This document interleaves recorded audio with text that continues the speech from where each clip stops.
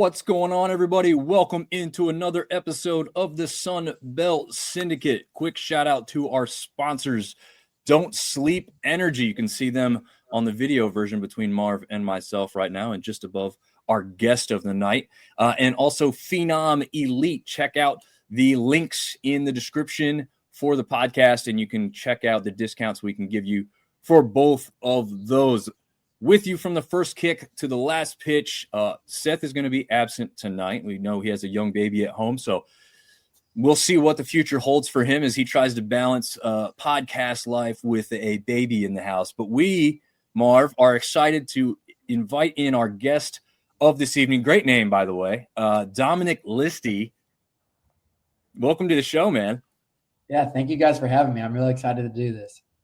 Yeah, and I'm going to start quickly with how we ran across each other. So, our viral video that really got us on the map a little bit more than we used to be happened last spring at a Coastal Carolina game.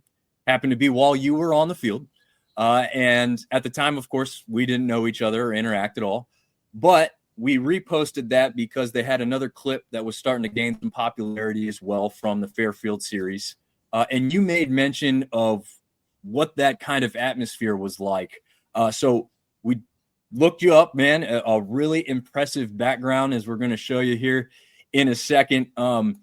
You came up from the D3 ranks at North Central, and I guess just kind of start us there and tell us how you made the journey from there all the way to Clemson. Yeah, man. I mean, it was definitely not a very linear trajectory for myself. Loved baseball like a lot of young kids do, and kind of got teased by my buddies for wanting to saying I wanted to play Division I baseball and whatnot. But I knew I wanted to play in college nonetheless. So the time came around, and my whole recruiting story, I don't want to get too deep into it because it would take forever. But long story short, I committed to Division III school that was going to be Division II. My senior season started. They said, hey, we're actually going back to Division III, which means you lose your athletic scholarship. So I go, oh, crap, I decommit. I then go back trying to play those games.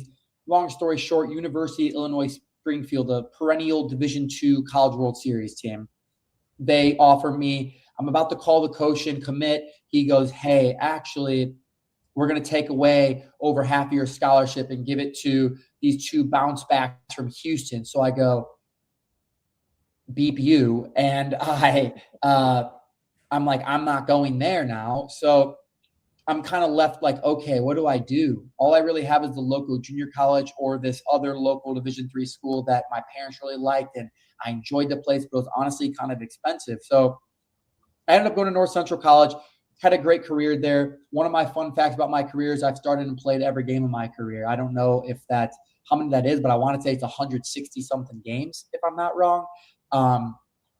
Balled out there, had 2 COVID years there. My freshman year was the true COVID year. Sophomore year, Division III didn't have a true season, so we got back another year. That's why I was allowed to go play 2 years at the Division I level. Balled out junior, senior year. Eventually, I got to the point where I go, okay, I graduated early. I started my master's of business administration. I go, I just, something didn't feel right. I didn't want to stay at my D3 anymore, but I wasn't thinking about leaving. I was never thinking about transferring, but it got to the point that something inside of me said, okay, something's got to change here. This doesn't feel right. You're just not around people that are viewing the baseball the same way. At the Division III level, it's kind of a hobby for a lot of people. And that's not how I viewed it. So one of my buddies from University of Illinois, Chicago goes, hey, you ever thought about the portal? I go, no. So I go, screw it. I'm going to do it. I talked to my coach. He goes, okay, man, I'll let you do it, but I think you're going to be a 200 hitter at best, and you're going to be one of the worst teams in that conference and ride the bench essentially. So I go, all right. He goes, but if it doesn't work out and you don't get any offers, you can come back. Well, that changed very quickly. He unfollowed me, blocked me on all social medias after he eventually figured out that I was getting some love from these Division I schools. So pretty pathetic on his part. Still hasn't talked to me to this day and pretends like I don't exist. You'd think they'd use my story as marketing, right? But they don't. So not very smart on their end. But fast forward to my story. I'm 8 rounds of emails in, basically getting no love from any schools. I joined the Northwood Summer League, which is more prominent in the Midwest. but it's a very good summer league, probably the second best behind the Cape Cod, if not the third best. But start doing very well there, hit a home run to center field my first game. People start reaching out to me. Long story short, I finally get an email from Indiana State. This is the year after they made the Super Regionals and lost to TCU. And they go, hey, do you have a school yet? I go, no. And they send somebody out to watch me. They offer me a walk-on, take the job there, work my way into, after having a putrid fall, probably hitting about 100 if I was lucky, thinking I had no shot. Ended up starting every game there, getting second team all conference, being on a stud-filled team. I mean, our first baseman didn't even catch for us because our catcher was that much better than him. Luis Hernandez ended up being the catcher for LSU's national championship team. That whole team was stacked. Every single kid went on to either play minor league baseball by getting drafted, a couple indie ball kids, and every single other one transferred to Power 5 schools. I mean, our Friday night starter was Jared Spencer. If you don't remember, he was the Friday night guy for Texas last year as well. So we had a lot of ball players on that team. And then our coach, Mitch Hannes, left at the end of that season and left and went to University of South Florida, where he's at right now. And I was ready to be done with the game of baseball, to be honest with you. But because I put everything I had into this game, man, and I had nothing left. I knew I wasn't going to get drafted or anything, but I had too much respect for my coach to transfer. But it took a lot out of me playing for him because he was a very, very hardcore coach. And it got to the point that he ended up leaving. I saw all my other buddies going in the portal. I go, why not? Might as well throw myself in there. And a lot of people started coming around. And honestly, I was originally kind of targeting the Sunbelt Conference because I thought, okay, it's a step up. We played Southern Miss at Indiana State for a year that year, and I really, really enjoyed playing there because the Pete is an amazing atmosphere, and they love baseball there.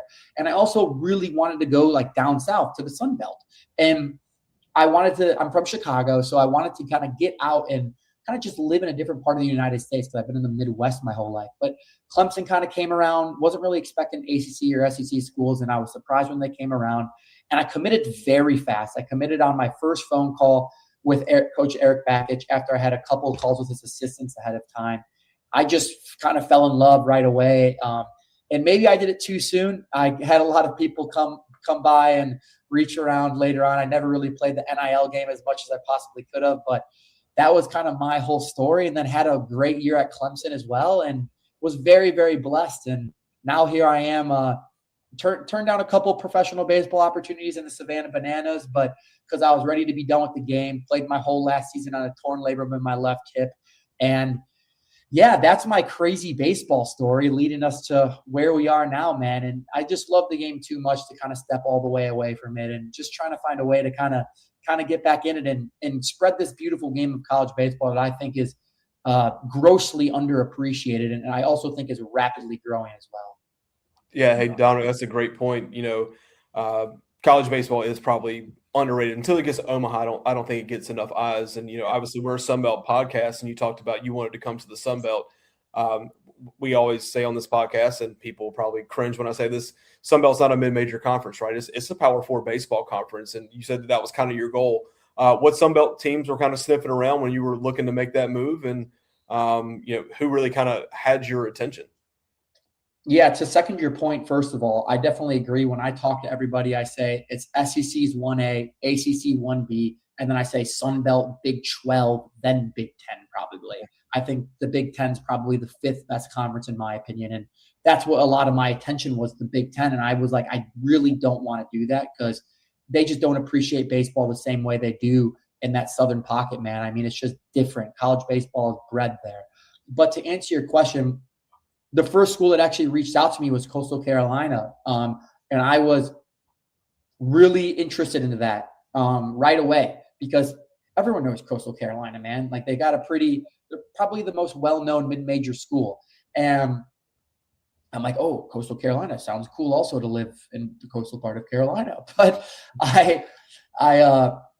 they were in the middle of their coaching change and everything, which I didn't really understand truly what was going on. And they kind of took a little too long, honestly, in the recruiting process with me, where if they were a little bit more aggressive and got on top of it, I honestly probably would have went to Coastal Carolina. But the first day they reached out to me, but they kind of wanted to play it kind of slow, and they're like, we have a lot of moving pieces right now. We don't really know. My paranoid brain coming from my past, I kind of thought to myself, red flag right away. Don't want to be the second option for people, whatever it may be. And they came around heavy toward the end as well, but it was just a little too late. And the number 2 team for sure was Southern Miss. So probably your perennial top 2 Sunbelt teams. Like I said, I played a series against them, so they knew who I was as well from Indiana State. So they were one of the first teams to reach out. And they have a root of actually a couple really good pitchers from the Illinois area where I'm from. So I think they kind of have a pipeline there. And it's just they love their baseball there, man. So I would say that really jumped out to me. And I'm trying to think. I'm looking right now. Arkansas State, South Alabama, App State as well, Old Dominion, Georgia Southern. Like, honestly, almost everybody reached out. Maybe not I'm looking at the preseason coaches poll right now. I think surprisingly, I think the 3 teams that didn't reach out were the 3 bottom teams in the rankings: Georgia State, James Madison, and ULM. And that kind of might show you a little bit about the recruiting, to be honest with you. But yeah, the big 2 for me were definitely Coastal and Southern Miss. And then South Alabama actually came around with a very aggressive NIL. They just picked up the phone and told me a number within 2 minutes. And it was a very, for my type of player, I would say it was a very fair offer compared to most. Nice. That's a very interesting aspect. And I thank you very much for sharing that, because it gives us insight to the background that we don't typically hear, right? We just had a number of coaches and players on previewing the season before we went live with the first pitch. And I think we had all but 4 teams. I think we covered 10, if I'm not mistaken. Marv, correct me if I'm wrong. We had 10 out of 14? It was a lot. It was a lot. It was a lot, and we were jamming them in there. But yeah, this is the part of, and for probably good reasons, they don't share a lot of those details that you just did. But it's very interesting to hear about that. So tell us a little bit about some of these places. You've talked about Southern Miss a little bit. Let's get into the Coastal aspect. So you didn't go to Coastal. You end up at Clemson. They end up playing them. It was a 2-game set, right? Like home and away. Yes. Yeah. We played 2 separate midweeks, kind of spread out throughout the year. First time going into it, Coastal wasn't ranked. We were at home. We kind of fell into a weird spot last year at Clemson where we were really hot at the time, and sometimes you can just dangerously expect things to go well for you. And Coastal came out with the fire lit beneath them. You could tell.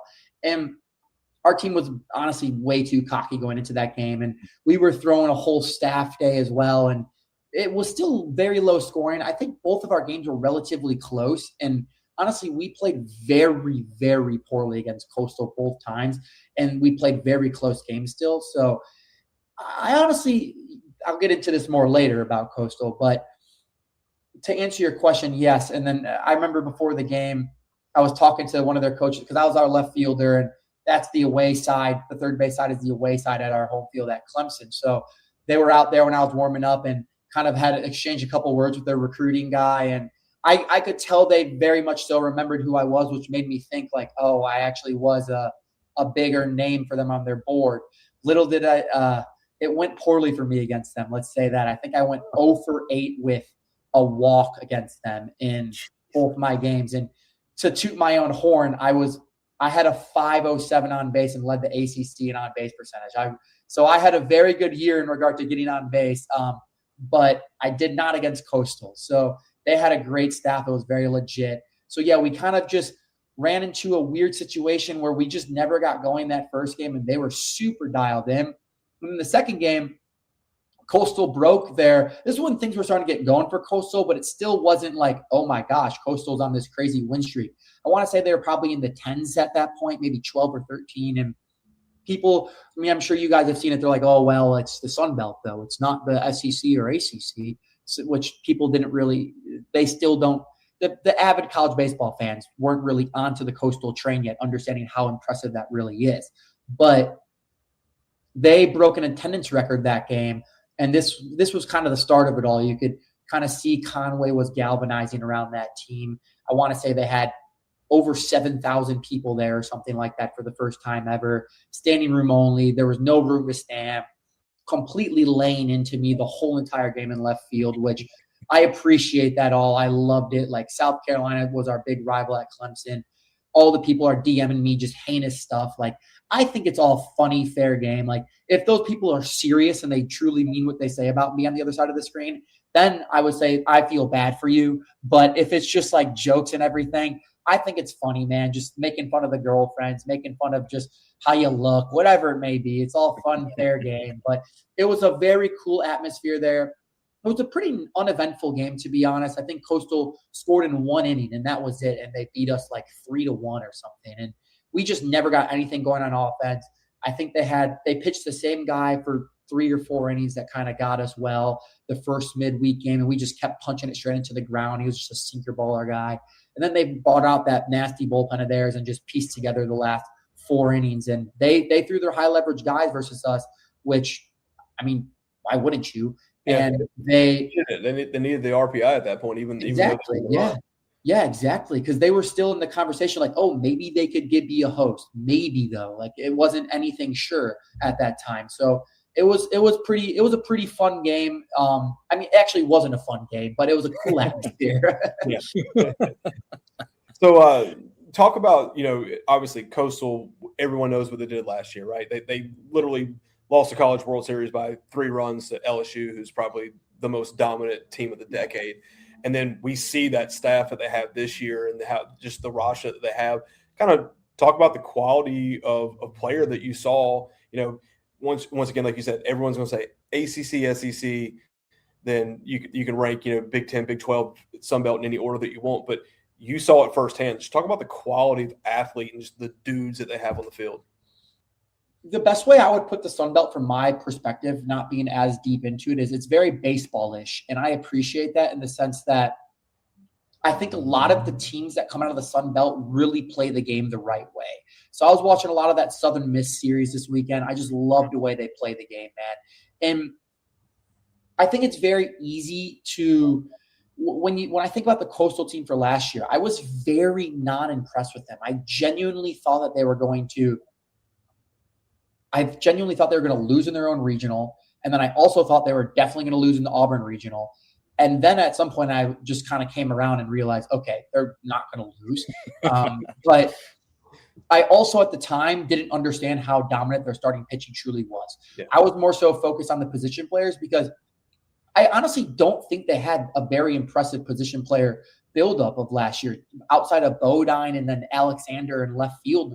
They just had kind of gritty baseball players, to be honest with you. They weren't super talented.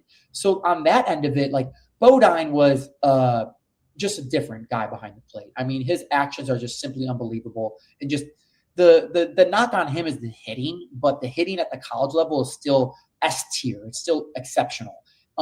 But the thing they do exceptionally well is if you are going to give them anything, they are going to exploit it times 5. They did that exceptionally well. And a lot of people, Clemson, we kind of did something similar as well as a team, but not as well as Coastal. And a lot of people would kind of bag on us for saying we weren't talented enough as for an ACC team because we weren't bopping it around and everything. But Coastal shows that you can still win playing the game at that philosophy, which the type of player I was a gritty person. Like I broke the single season hit by pitch record in the ACC. Like I was just that type of baseball player. So I appreciate the way that Southern Miss and Coastal play, and that's kind of how I viewed it for them. And then obviously you take a step back from the position player side and look at the pitching side. That was just straight up one of the best pitching staffs in the country. And also it probably wasn't as deep as a lot of these other teams. However, the top was so unbelievably talented and provided great length all the time that they really didn't have to lean on that depth as often. They knew who their guys were, and it was just their top of their staff was second to maybe Arkansas and LSU. Like, that's it. Look, listen, a great starting rotation and situational offense will get you a long way at any level of the game. Correct. True. We do have a question submission here, and it hasn't got anything to do with Coastal, but it is an interesting aspect. We're both App State guys by default, even though I'm wearing a Warhawks ULM, baby. They gave us some free merch, so I told them I would proudly sport it on the show. But we have a question from Neil Higgins who asked, as a player, is a place like App State, I'll just use that as an example because you can talk about other places that may have recruited you. Are these places turnoffs because of weather, right? Like App State's up in the mountains of North Carolina, but you're coming from the northeastern part of the country as well. So is, like you said, you wanted to get down or into the sunbelt, not necessarily the conference, but in that area of the country. Is that, just where baseball players want to be? Yeah, I think being from Chicago, you realize very quickly that everyone cares about professional sports and nobody cares about collegiate baseball. People care about collegiate football, but nobody cares about collegiate baseball. You could take the University of Illinois and put them in a national championship game, and people are going to be like, "Oh, yeah, cool. How about the Cubs?" But when you go down south, it's different. Like the communities truly do galvanize around those teams and whatnot. So for me, I hadn't spent much time in that part of the country.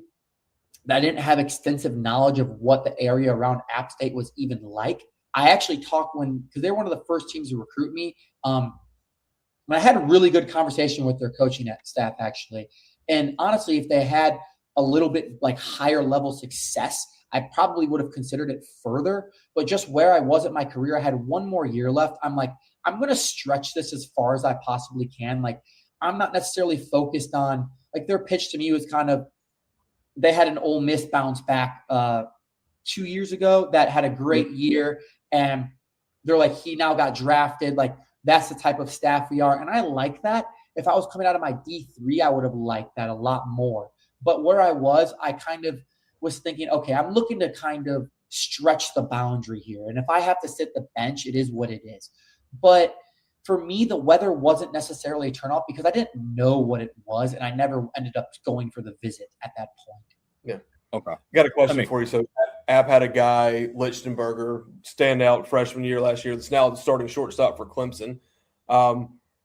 What's the biggest difference that you think someone coming from the Sun Belt to go into the ACC is going to see? Is it just pitching depth, the style of play? Like, what's the biggest difference that you see?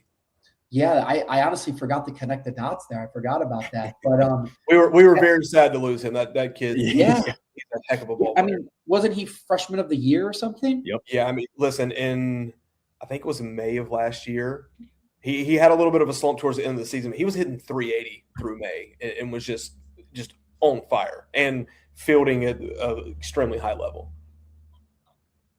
Yeah, I think I don't know what was going through the coaching staff's mind, but if I had to guess, I mean, the prototype that we've had at Clemson at shortstops is glove first. And it seems to be off my initial view that, like, the glove is the thing.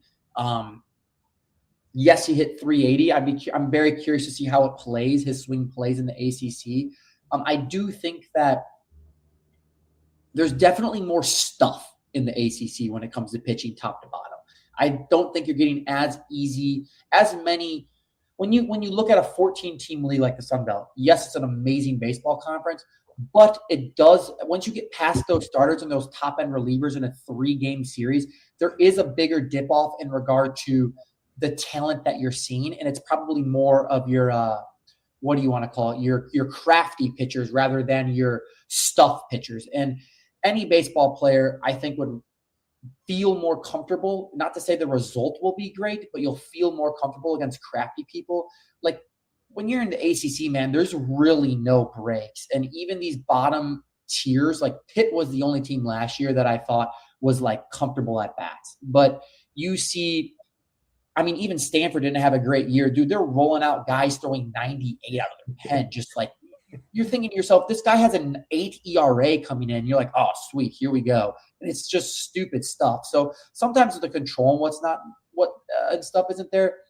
So the biggest thing I would say is that helped me is you have to know yourself as a baseball player. Like, I'm a huge, huge advocate of having to know yourself, because if you know yourself better than the pitcher knows him, like, he's going to try. The pitcher's going to beat himself so often.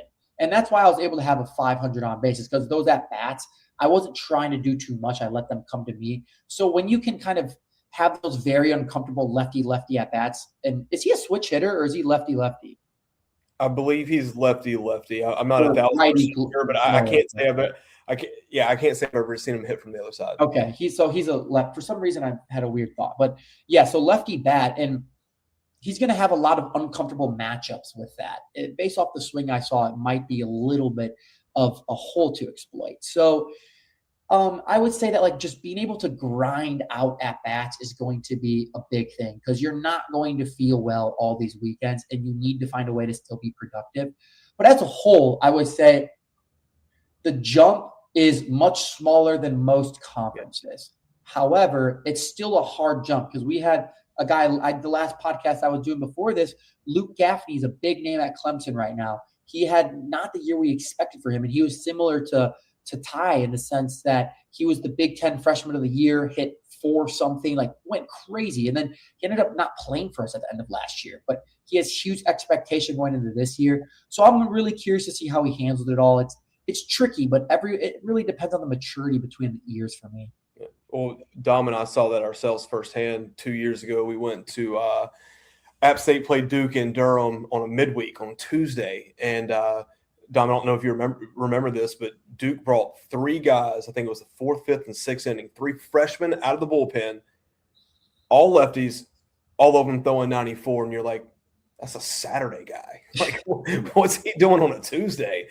Yeah. And, the other thing that was just very evident to me is just the overall size difference in players. I mean, obviously – some teams are going to look a little bit different, but Duke put a guy out there who looked like he could be in a WWE wrestling ring with how big he was. It was scary. Yeah, exactly. There's definitely a level of physicality to the recruits as well. I mean, it feeds into the whole dynamic. I mean, you think about the top echelon of recruits that are the physicality, the guy that runs the best 60, he's huge, SEC, ACC schools. And then the guys that have a couple plus attributes in their ball players, they tend to find themselves into the Big 12, Big 10, sunbelt type of category, in my opinion, mostly. Yeah, that makes a lot of sense. So I want to wrap up here with some fun questions, but before we get to that, and I don't know how much you want to divulge and everything, but one of the comments that I was seeing after we started following each other is someone saying, college baseball doesn't get enough coverage. It doesn't get enough TV attention. And you said, I'm working on that. And again, I don't know if there's stuff you can and can't divulge because, maybe this is behind the scenes. But if you want to elaborate on that, I'm going to give you the opportunity to do that now before we get into a few, rapid fire questions with you. Yeah, I think it's a little bit of feeding into the whole Twitter game, to be completely honest, and just kind of poking fun at some of those burners and whatnot. But I definitely am working on it in the sense that I'm going to keep streaming my conscious, whether people hate it or like it. And I'm going to just I think there's, like you said earlier, there's something to be said about getting a kind of a behind the scenes look at the curtain that you don't really see. And I think people appreciate that, where being able to share some insights about, these are these stories that I haven't even thought about with my recruiting experience in the Sun Belt. And it's interesting to people to kind of know what these players go through, to understand what the process of getting there looks like, and all these nitty-gritty details that you genuinely you don't know about, but people find them so astonishingly interesting. And I really want to share that side of the game. And also, I am a huge advocate in regard to just the mental training of baseball, the mental side of baseball. I think it's the thing that helped me go from D3 to D1 and then from Indiana State to Clemson and be very successful in all those jumps. So for me, it's spreading the knowledge in that aspect is going to be big. I definitely am going to come out with my form of a podcast like you all have as well. So that's part of that. And then also the little bit more behind the scenes is I am looking to pair with a couple bigger media spaces in this the college baseball niche world and kind of team up with them here in the coming week and probably come out publicly with that and start creating some content with them. And don't know exactly where that's going to go, but I would love to get to the point that have created a little bit enough of a media following and buzz around it that some teams will want to have me come out and do certain deeper dives into certain psyches of players and behind the scene looks of what's going on in their day-to-day life and whatnot, to the extent that's appropriate for them to kind of, obviously there's almost like a little bit of a spell that's casted on you when you're playing the game that you can't speak about certain things or it's frowned upon. I have been lifted of that spell. Sure, there's some things that I probably shouldn't say and can't say, but most of the things I want to say, I can say now. So I think that's more or less what I want to do. And in the grand scheme of things, I just want to keep opening myself up to connecting with people like you guys that are spreading the game and just genuinely love this game, because it's just way too underappreciated still. And we see it in the College World Series every year. We see it when they do the squeeze play for the regionals. I mean, I can tell you guys, in our clubhouse, like we're playing the night game, we show up early as a team and we're in the clubhouse just watching. Like, we all love that. We're all you're telling me we can have NFL Red Zone for college baseball more often? Like, come on, man. So, like, I really want to just push this forward, and I want to try to be I would love to get to the point that I can kind of be somewhat of one of the million great faces we have in this game and pressing it forward. Nice. Quick question here. Have you thought about the NIL agent aspect? Because I feel like you'd be really good at that. I just don't know if that's something people want to get into, because it is hard and there's some red tape to go through for it. I've honestly never thought about that. I really don't know much about what that encapsulates, but you say that and you make me want to grab my pen and write that down. So you get 20%. That's all we know. Apparently the NIL is 20%. So Dom's going to take 2% of your 20, and you're onto something here. Yeah, there you go. Seriously, I mean, I definitely think it'd be interesting, because, like I said, or I don't know if I said this, but I am in the process of starting a business in regard to mentorship for baseball players. Because, like, my story that you guys know is the D3 to D1 and all the stuff in between. Like, my dad did everything he could for me in the game of baseball, and he never played high school baseball, so there's a limited knowledge that he can provide to me. And it's like, you need to be around somebody that's done what you want to do. So I think we all want to pay for driveline, tread athletics, and all these lessons. But at the end of the day, I think you need somebody to mold you into the person along with the baseball player that will allow you to get there and be successful. Because a lot of people get there, then they completely fizzle out and we never hear about them. So that's something I'm deeply passionate about that I want to get into more. It's kind of similar, like a good agent, I would imagine, is a good mentor to some degree as well. So that's something that I would actually be curious to hear more about, that if you guys, behind the scenes, if you guys know some people in that space you could connect with or something. I think some good agents are great mentors. I think some good agents are just grabbing the bag, just coaching kids to grab the bag. I got one more question before we get into the rapid fire, because you said something that made me think. We talked to a lot of coaches before the season, and it's no secret, right? Like, college baseball rosters are getting older because of the transfer portal.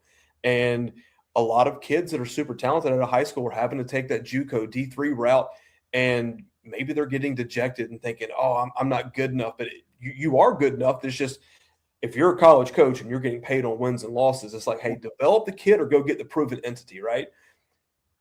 What are your thoughts on how that is changing high school kids coming out? And you talk about mentorship and the psyche of baseball, just kind of level set the playing field on a high school kid who is talented and isn't getting those D1 looks, but he's a D1 guy, and just kind of how to keep your mind straight and stay the course and know that JUCO is not a bad option. D3 is not a bad option. At the end of the day, if you're talented, you're going to get to where you want to be.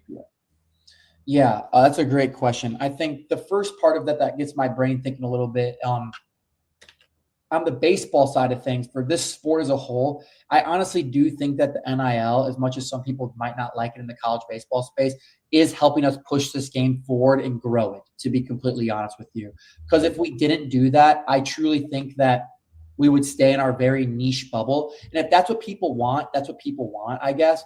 But I truly think to push this game to the level that deserves, I don't think there's any reason that we can't be getting these games on national television consistently the way that college basketball is.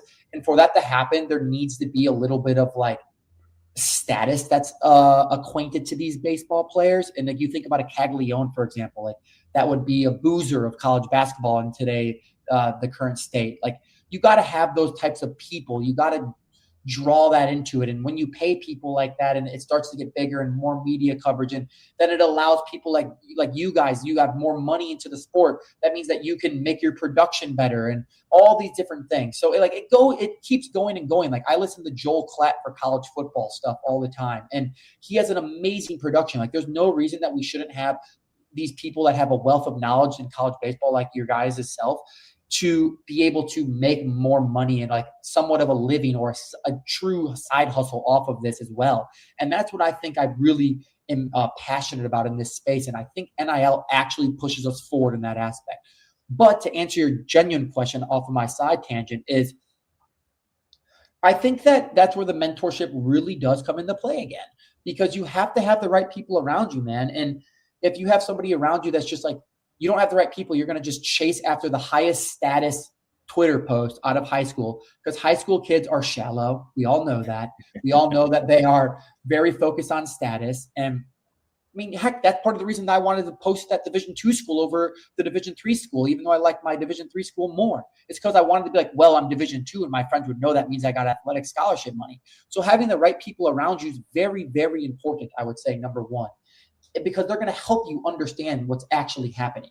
Because you're going to get discouraged as a baseball player if you don't know what's actually going on in this process. You're just going to feel like you're pounding your head up against a brick wall. And at that point, you better absolutely love the game of college baseball. And thank God that he blessed me with the love of the game of college baseball, because I was pounding my head against a brick wall for years, not knowing what to do. And at the end of the day, you have to surround yourself with a good mentor, the right people, and just work your freaking butt off, man. Because just like anything in life, I got asked a question recently. What should my kid do? Should he like train more in the summer? Should he in the summer? I go, okay, we're making this way too complicated. And I put the blame on driveline and tread. Driveline and tread are very good in a lot of respective areas. You know who they're very good for? They're good for guys in the sunbelt that are trying to take their game to the next level and get to the MLB. They're not good for high school players that are trying to get to a baseline level of competency to even play college baseball. You're not there yet. You're not good enough yet. So how do you get better at the game of baseball?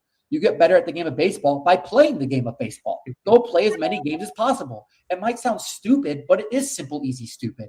And that's truly what I think those kids have to do. Surround themselves with the right people, get a good mentor, grind your butt off, and play as many games as possible. That's what I got. Yeah. Nice. I love that.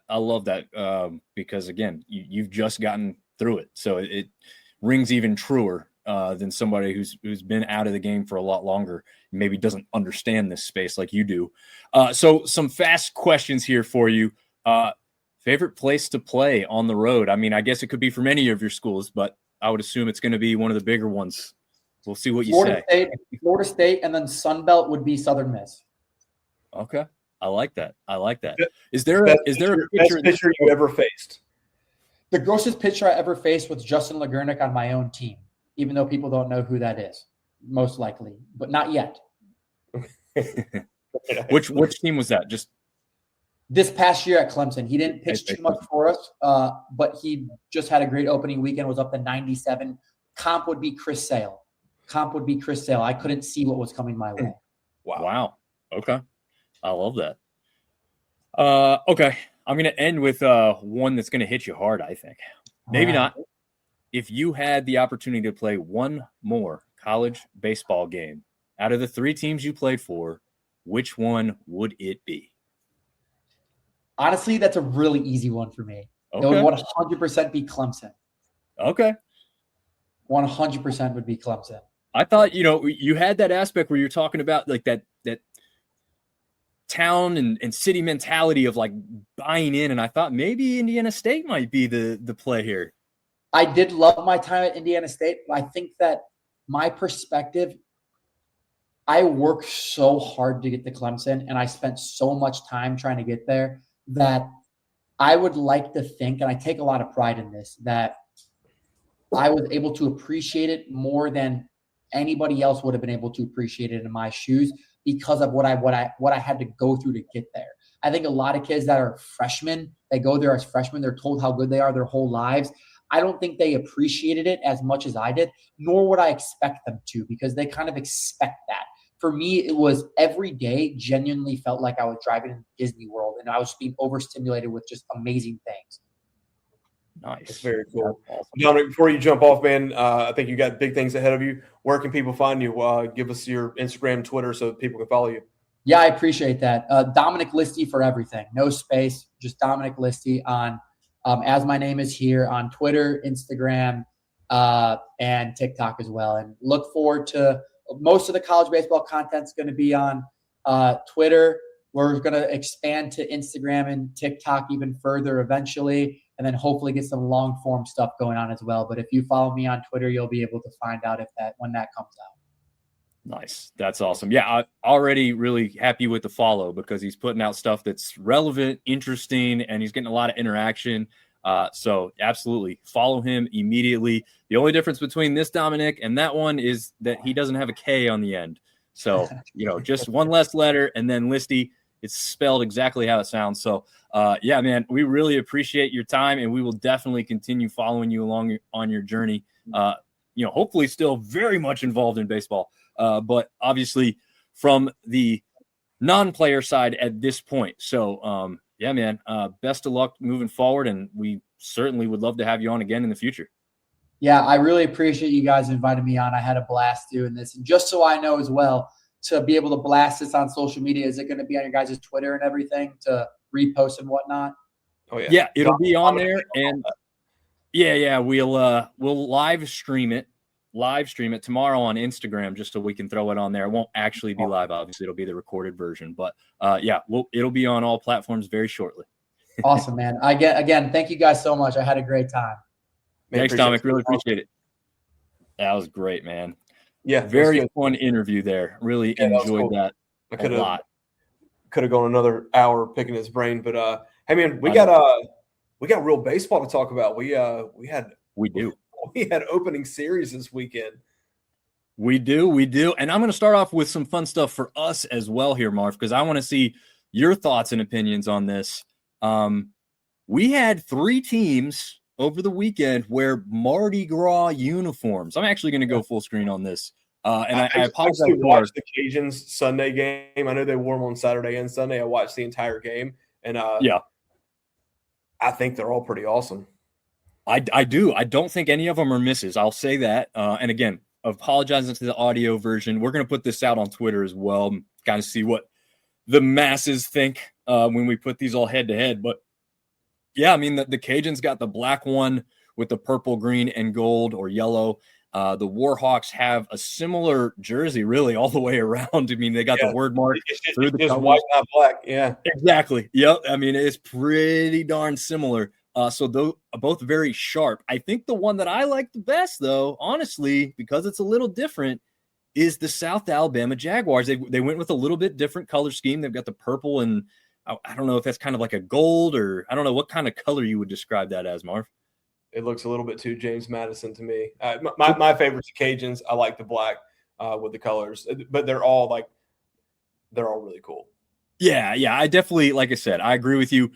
Definitely would buy any of these off the shelf. I did look at the bidding on these things and just too rich for my blood. Unfortunately, I will tell you, I mean, obviously some of the players carry a larger price tag.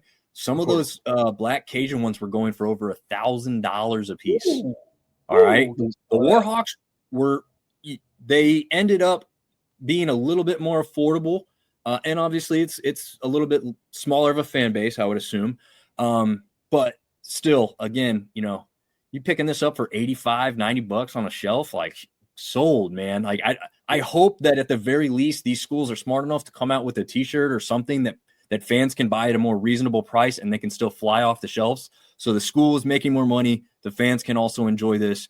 And then obviously the ones that got the money, can wear these things out in public or frame it up.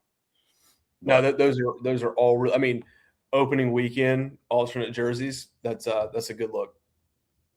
Yeah, no, absolutely.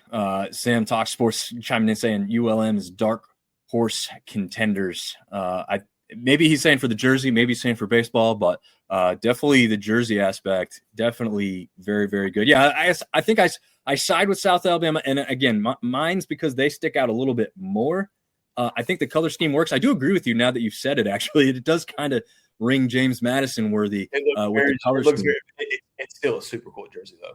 It is, yeah, and I think it just fills up more of the jersey, and I like the back, right? We know Mobile is very proud of the birthplace of Mardi Gras. They have that inscribed with the city skyline on the back, with the number within the line. I mean, I just think it's a very crisp and clean look, and they went with the all-white hat to pair with it. Yeah, the Cajuns actually – yeah, go ahead. I said the hat's nice. I like the matching hat because it doesn't look like the Cajuns went with a matching alternate hat. No, it does not. And actually, weirdly enough, when the Cajuns first debuted theirs, they actually had a red belt on with the pants because obviously they're traditionally red and white or vermilion and white. I'm sorry. Don't come after me, Raging Cajun fans. But yeah, they went to the black belt, much sharper look with the black belt and the black jersey. But yeah, I had fun with these. Again, I wish these were more reasonably priced for people to buy. To note, the Cajuns and Warhawks bids are finalized, overdone. You cannot get those jerseys. South Alabama is still available. So those are going to run until, I think, the 1st of March. I think it's a ways away. So you've got some time on those. They're probably hoping to drive that price tag up pretty good. We'll see if it happens. I think it's the opposite. The shorter time span you have to bid on it creates urgency. I think that's exactly what, yes, because that's what we saw with the Cajuns for sure. And then the Warhawks shortly thereafter as well. I think both of them went final on Sundays when those closed up. But yeah, the great stuff. I'm glad that we're seeing this kind of stuff in baseball. I don't think we see it enough in like football. It's kind of getting that way a little bit more. And basketball, I feel like we really don't see much. So I think, some Sunbelt schools, get your name on the map, do stuff like this more often. I think it's fun. Even if it's tough for people to participate at, the dollar amount. And then here's just another weird tidbit of news, Marv. I don't know if you saw this. This is not the athletics page, but Old Dominion University has said as of Monday, February 16th, which as we go live is today, ODU will no longer be active on X/Twitter. Interesting. Why? Why? I don't have the answer, and I don't think it's a good move. But you're saying all their athletics programs like football, baseball, basketball, they still have their X accounts open. They seem to not be attached to this specific announcement. I also went to make sure that this came from the real page. We've seen people trick people before with, changing the name to be something different than the actual tag itself. This seems to be verified that this is the real Old Dominion University account, and they are no longer going to be participating on X or Twitter, in which they have 24,000 followers. They're just going to walk away from. I don't know. Weird. That's a head scratcher, but good for you. Yeah. Just kind of a crazy thing. I just caught that and said, I don't understand this move. They're not even telling you we're going to go do this, look for an announcement. They're just saying, hey, follow us on these other things. I don't know. Whatever. Yeah. Just a very interesting note. All right. Now we're going to get into some more fun stuff. We're going to review our weekly series picks. As we said, Seth not joining us tonight, but he is going to be continuously participating in our picks. And we get to pick on him since he's not here. He is 1-2. Marv and I are tied at 2-1. All three of us did take Coastal Carolina. Marv and I took them to sweep, which is obviously correct. Seth took them to lose a game to Fairfield, which didn't look like a bad pick on Friday evening, I guess I should say.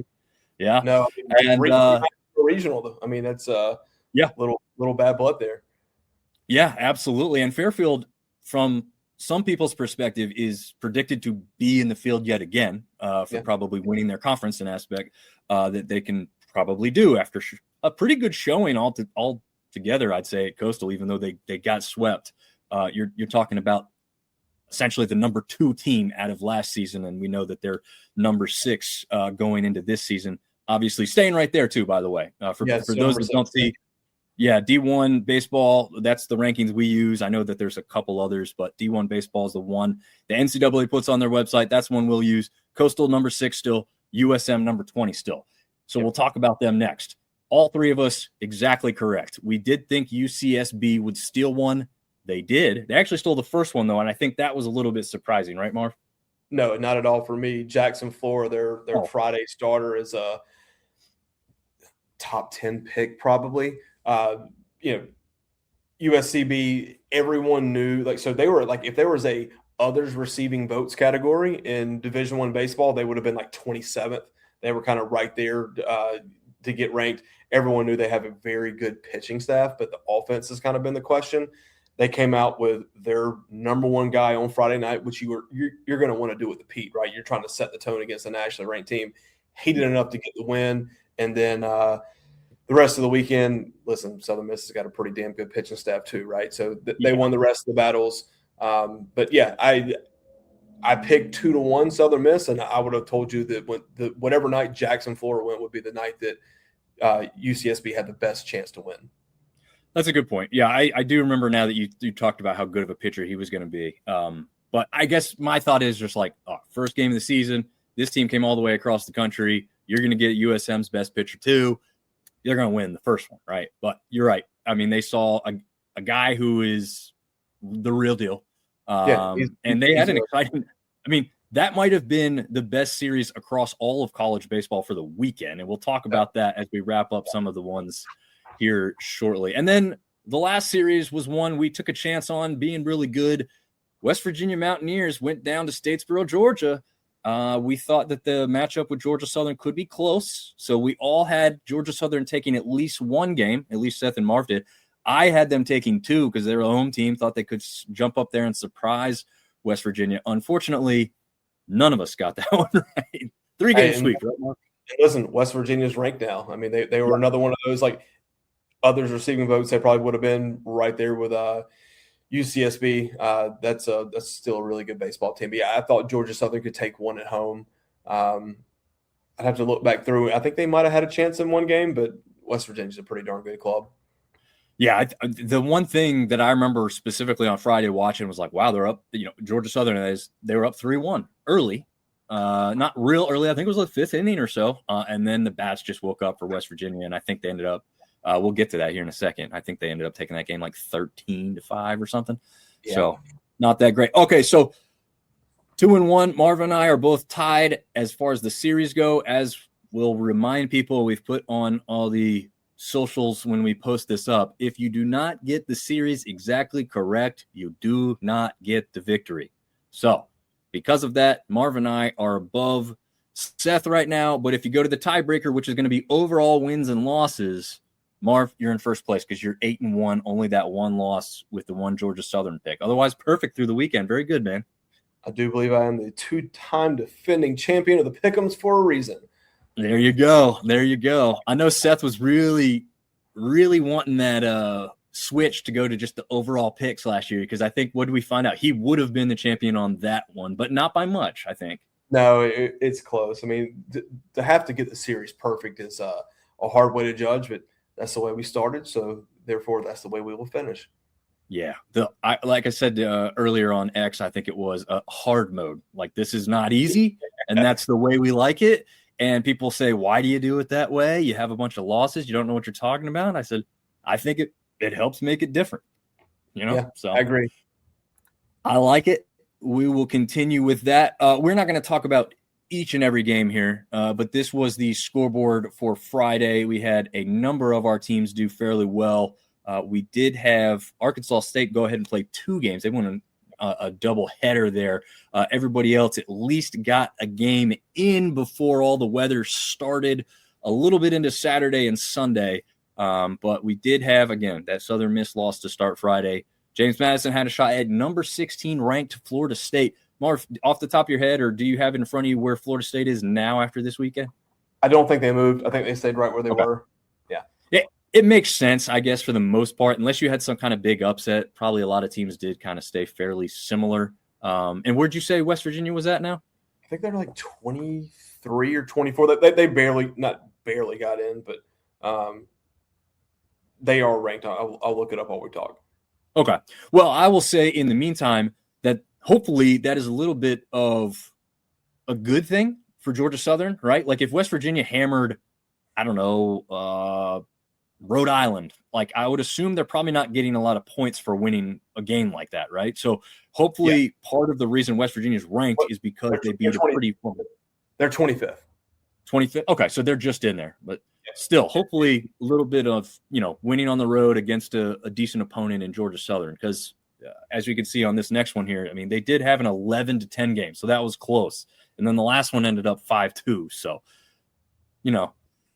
pretty decent showing against a team that is now ranked. If you can remember, Marv, too, we paid attention last year. Coastal Carolina was not ranked throughout a lot of the season, right? I mean, probably should have been, but they weren't.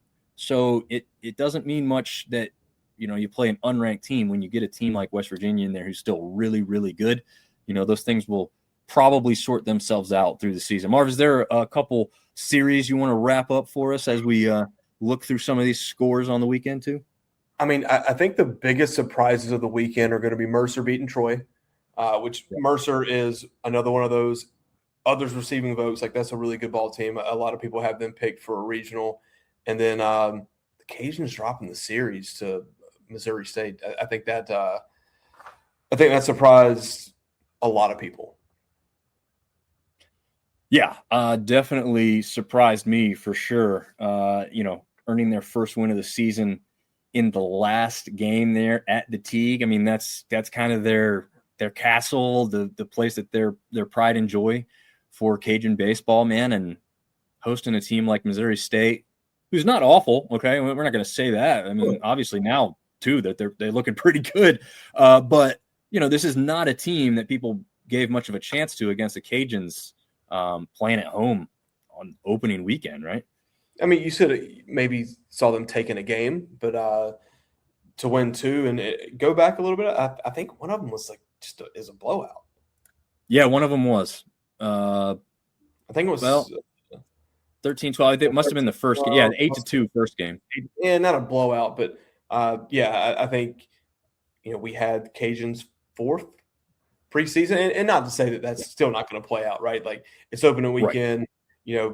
Still a lot of things got to come together, but that one shocked me. And then Troy losing to Mercer, especially losing a game 17-5, is that shocked me. Yeah, absolutely. And I think the only good thing is that they at least got the lick back a little bit, and they got the win 19-3 in their last one. They did. So they definitely got him back. But if you would have told me that Louisiana and Troy would lose their opening weekend series, I would have said absolutely no way. Yeah, absolutely. I agree with you there. And to note, just so we are aware, most sunbelt teams hosted, but Troy was one of those odd ones who actually went on the road to play at Mercer. So as much as those two losses in the series loss hurts, they hopefully will get some decent RPI, because I would expect that Mercer didn't just win these games on flukes. They're going to be a pretty good baseball team in the Southern Conference, which, has some ball teams too. So we'll see. J.R. Tollett, the guy who guest on our show when we previewed the Cajun, did have 8 strikeouts in that second game, I think it was. I believe it was that second game there. So just wanted to mention that in there. Do you have any more notes on some of these things that you wanted to mention?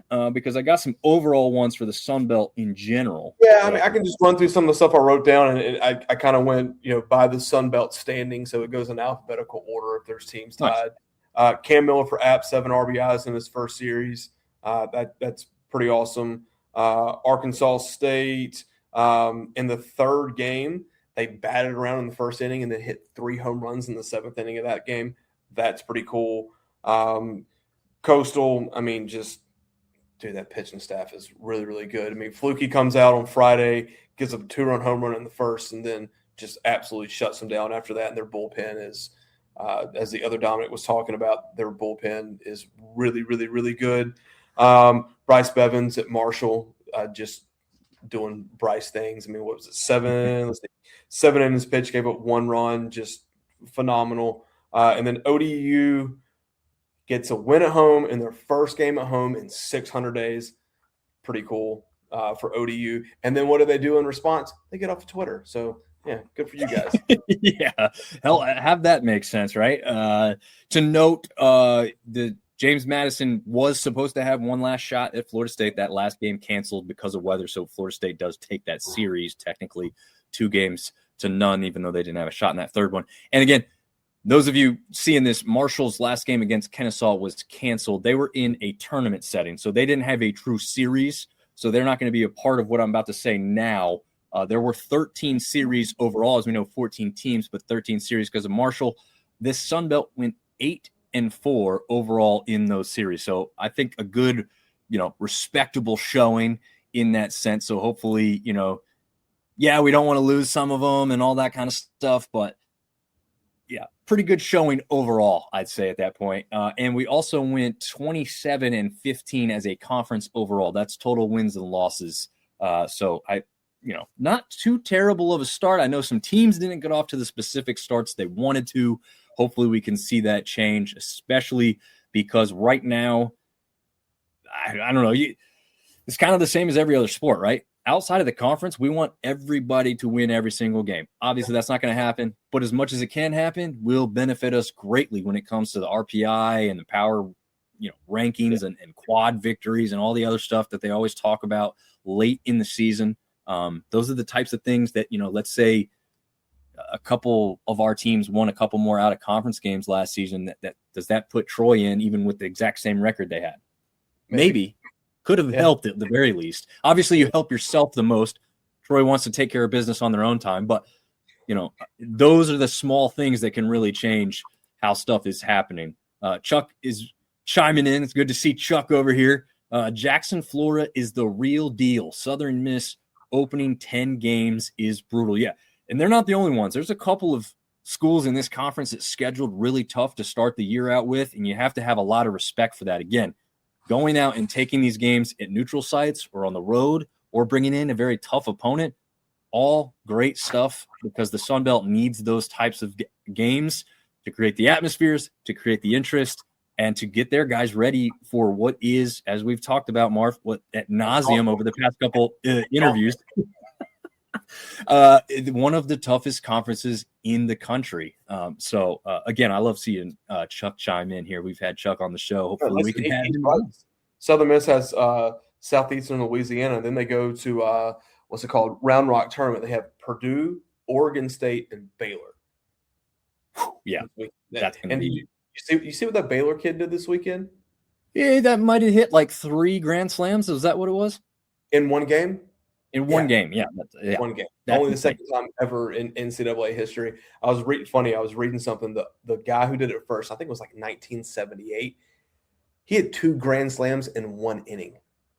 Like the amount of things that have to go right to hit 3 Grand Slams in a year is crazy. To do it in a series is nuts. To do it in 1 game is improbable. To do it twice in an inning is just, man. Yeah. That also, the score of that game must have been crazy because just insane. We do have a couple of great matchups this week. I think, Marv, I don't know if you've decided or figured out yet if you're going to be able to make the App State Duke game tomorrow in Durham, or no. I don't think I'm going to be able to. But yeah, App's got Duke. Let's see.